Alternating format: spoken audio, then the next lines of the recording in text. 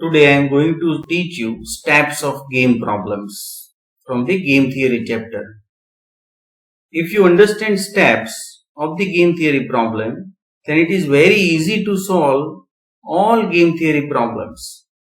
So welcome to my YouTube channel, Mechanical Engineering Management. Like, share and subscribe.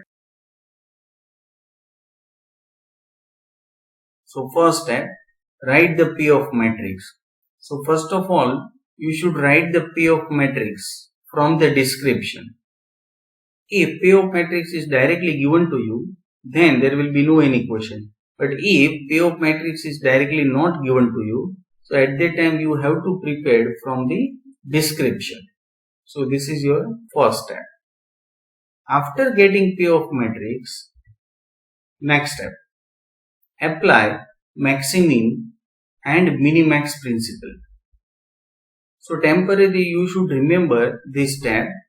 Later on we will discuss about exactly how can you apply the maximum and minimax principle. But this is your second step. That means you should apply maximum minimax principle to P of matrix. Next, ask the question, is there a saddle point? So temporarily remember it. Later on we will discuss that how you can define the saddle point or how you can find the saddle point or what is exactly the meaning of saddle point. If it is yes, that means if there is a saddle point, then identify directly the value of gain and optimal strategy. And that is actually your answer of the game problem. So if there is a saddle point, then it is very easy to solve the game theory problem. Directly you can write the value of game and optimal strategy from the P of matrix. If it is no, that means if there is no saddle point, then you should ask one more question. Is it 2 by 2 matrix?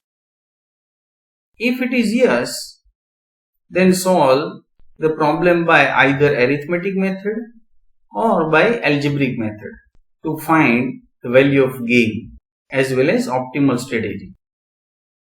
So keep in mind that you can apply arithmetic method or algebraic method only and only to the 2 by 2 matrix.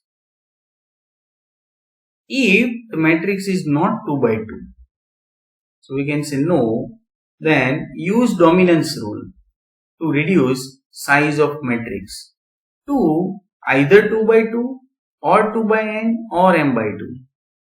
You know that 2 by 2 means 2 rows and 2 columns of P of matrix. 2 by n means 2 rows and column may be greater than 2.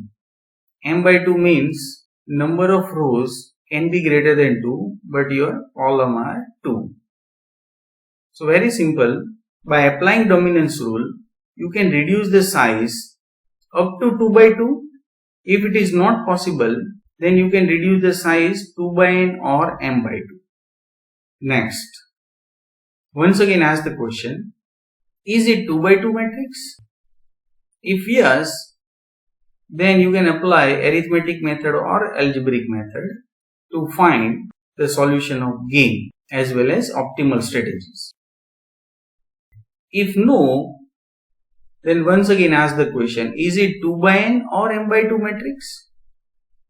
That means the matrix having 2 rows or 2 columns. If yes, then solve the problem by either graphical method or method of subgame.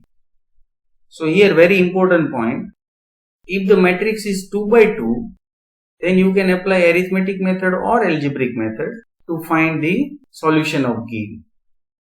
If the matrix is 2 by n or m by 2, then you can apply graphical method or method of subgame to find the value of gain.